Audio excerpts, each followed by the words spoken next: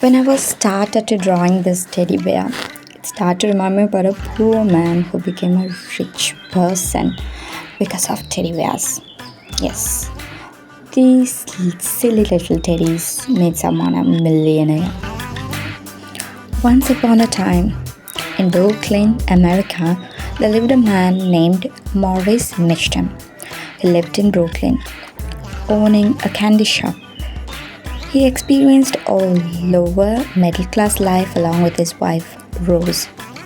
In 1902, he saw a cartoon on Washington Post newspaper about President Theodore Teddy Roosevelt. Morris's wife was a tailor who sewed stuffed toys.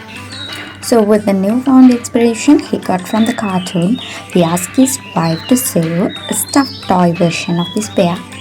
So, his wife was instantly thrilled with his idea.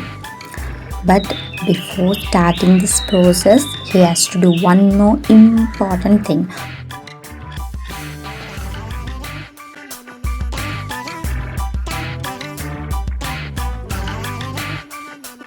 And before starting this process, Morris wrote a letter to the President Theodore Roosevelt asking permission to use his name for the bear.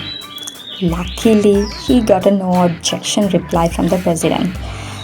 With that, Rose Mishton, his wife, started sewing the first stuffed toy bear with button eyes and placed it in their candy shop window with a sign which says Teddy's Bear.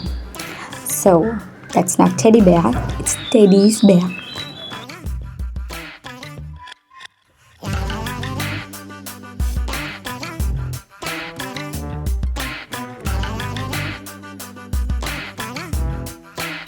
This bear was an immediate massive hit. They sold 1 million teddy bears in the first year. This success forced Morris to close his candy shop and found a new toy shop named Ideal Toy Company. Later, it became one of the largest manufacturing company in USA.